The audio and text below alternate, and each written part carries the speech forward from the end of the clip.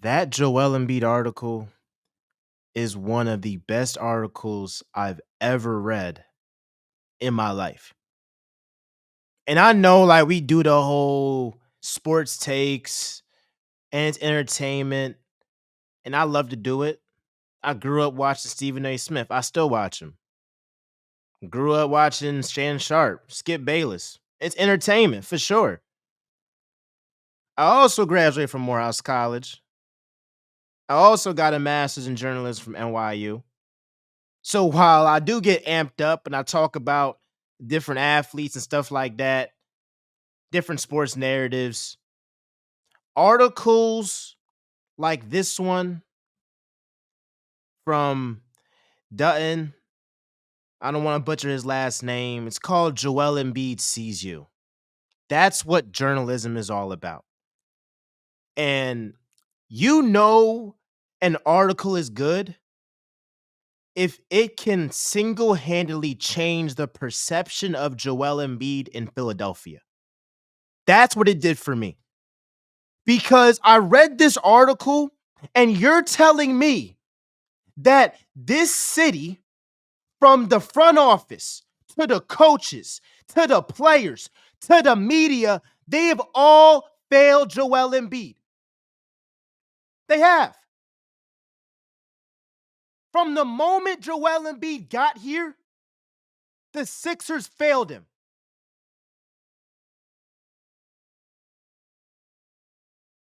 They did. It was draft night. Well, leading up to the draft. Joel Embiid and his family were in the US. Joel Embiid was on the West Coast. His family was on the East Coast. His brother was with his family, his younger brother, Arthur. Because Joel Embiid hurt his foot, the doctor said it would not be wise for you to go ahead and fly across to be with the rest of your family, right? So he did not go. Mind you, Embiid hadn't seen his family, like his brothers, all that. He ain't seen his brother in over 3 years.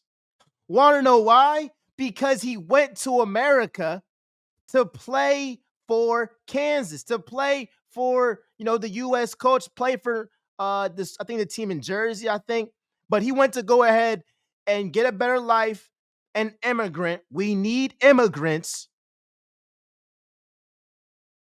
He went to the US as this project, but a prodigy that was going to work his ass off to become the best player he can be. And even Joel Embiid will say he did not expect to be this good, especially offensively. He thought to himself he would be a defensive ace, not this good offensively. He's the same guy that idolized Hakeem Olajuwon. All right, I'm going to get a little bit off track, but do you not know how crazy it is that the reason why Joel Embiid did not see his brother, who passed away 4 months after the draft, is because number one, he left Cameroon to play basketball and he couldn't see his brother and get on that flight on draft night because of his foot.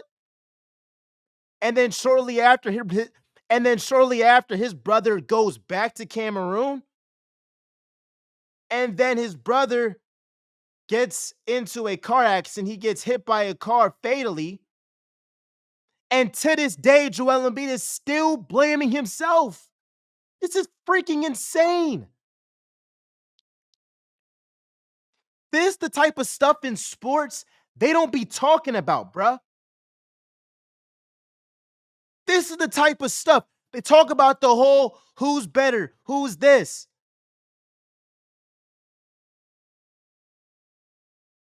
These stupid narratives trying to knock a player down.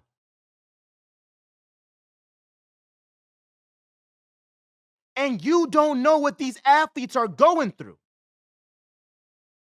Now, look, every athlete ain't perfect. Joel Embiid ain't perfect. But if you don't read that Joel Embiid article and have some compassion, have some empathy for this guy who multiple times in his career has cried for help and has not gotten support, I don't know what to tell you. So the Sixers,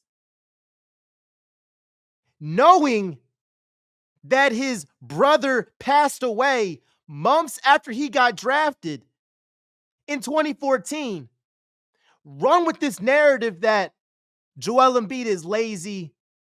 He's not taking his rehab serious. He's in the Ritz-Carlton by himself, lonely, clearly depressed, and yo out here running with narratives that he does not want to be the best player he wants to be. He's depressed. What the hell is wrong with y'all? Y'all don't support him. Y'all whisper from the front office to goddamn interns. And this goes from the front office to the players to the media. That was in 2014. 10 years later, Marcus Hayes, a trash reporter for the Philadelphia Inquirer, uses Joel Embiid's brother as a way to say, well, Embiid, where's this passion for your brother? It is so distasteful. It is so scum of the earth beneath a credentialed reporter to say that BS in late October of 2024. And then a couple of weeks later, the Sixers have a team meeting. Clearly, Joel Embiid is hurt. Clearly, he's checked out. Tyrese Maxey is a real friend. He calls out Joel Embiid for being late to team meetings. But the real question is, why the hell did it come out? And the player that ousted him is still on the freaking team. This is freaking crazy. This is insane. No matter if you like Joel Embiid or you don't like Joel Embiid, the teammate that ousted Joel Embiid in that meeting to a reporter and leaked that story is a piece of crap. And the fact that that player is still on this team, I'm not going to say who it is. I don't know who it is. We don't know. But we know by the article that the guy is still there. Now, Embiid is trying to move on from it. But let me ask you this question. Can the Sixers legitimately win a title if the locker room doesn't trust each other? If it's dissension? If it's backstabbing?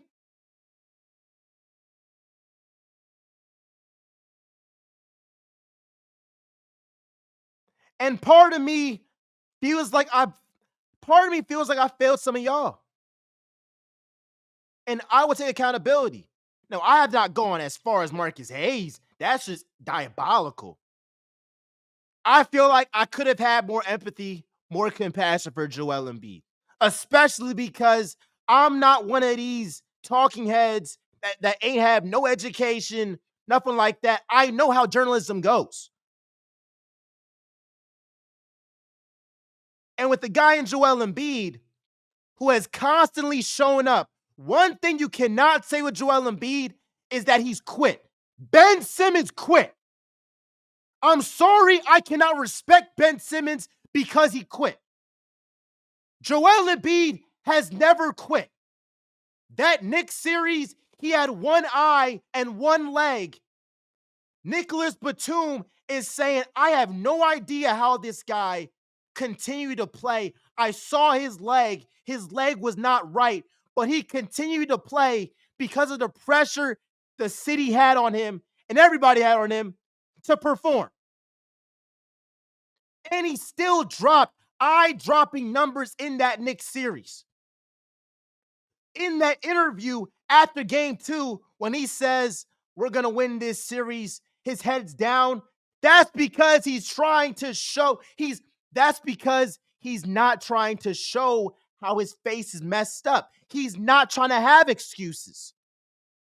And so then months later, when he then says, "I can't believe y'all treated me this way after all I've done,"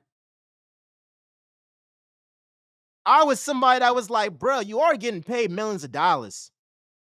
What you mean all this? Like, you ain't getting paid for, yeah, you ain't doing this for free."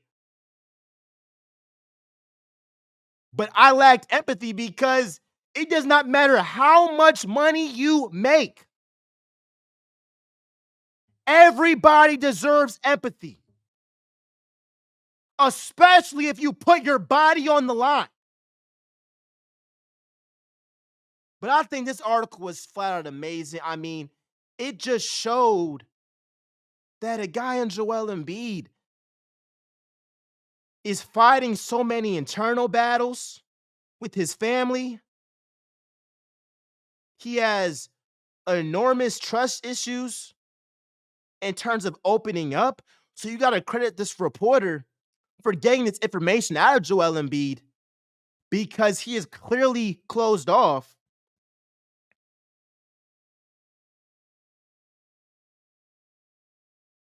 But articles like this need to be written so we can really see who the person is behind the athlete.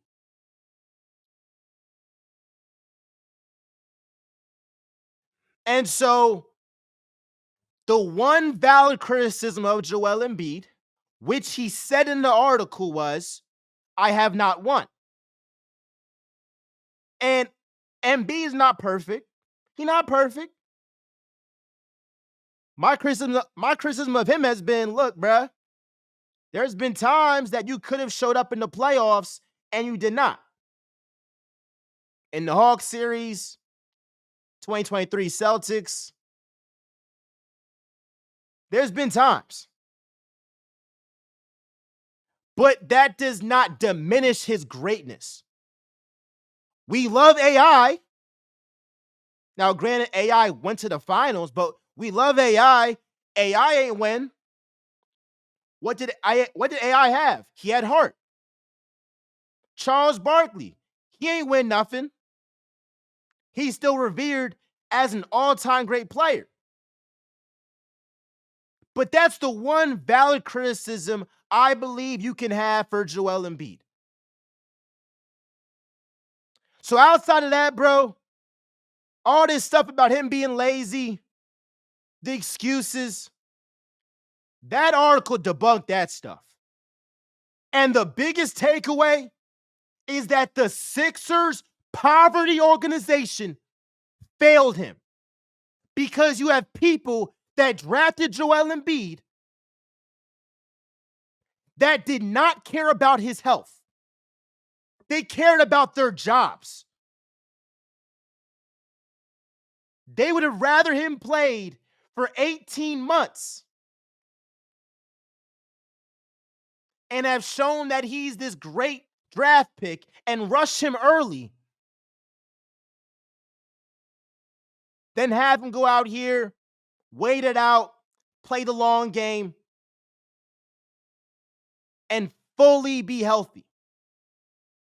Joel Embiid, before he got injured against the Golden State Warriors in 2024, was playing like the best center of all time. He dropped 70 points against Victor Wembanyama, who y'all are crowning to be the next GOAT, the next great thing, which he is, but he showed him there is levels to this stuff. What did he do to Jokic? Dropped 40 on him. He had a December where Cuz averaged 40-some points. He was averaging like 35, 12, and 7 on 50, 40, 90 splits. And B was on another freaking level.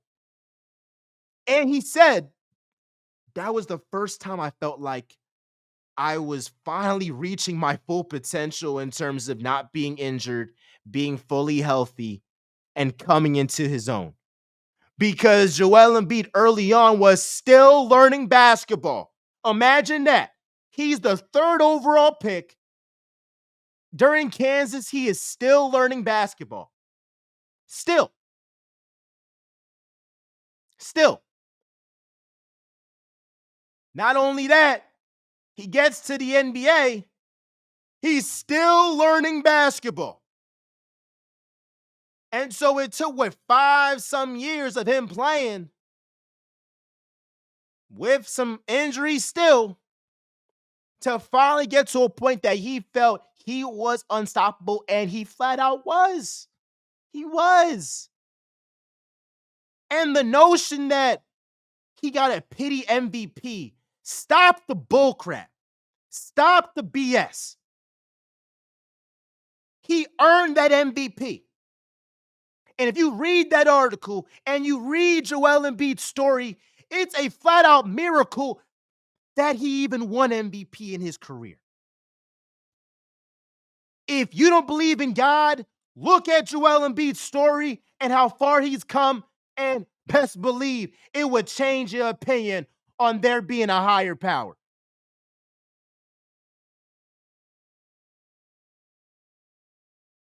So again, kudos to this reporter. It was one of the best articles I have read in my life. And I truly believe, because of how beautiful this article was, it will allow the whole city of Philadelphia to rally around Joel Embiid, to show him compassion, to show him empathy, to not rush the process, and to appreciate how much he's put his body on the line for an organization, for a fan base. I am not innocent. For teammates, for media members that have disrespected him. I love y'all. I appreciate y'all. We're in Egypt, we're in Africa, and I'll be back in New York in a couple of days. I love y'all. I appreciate y'all. We are out.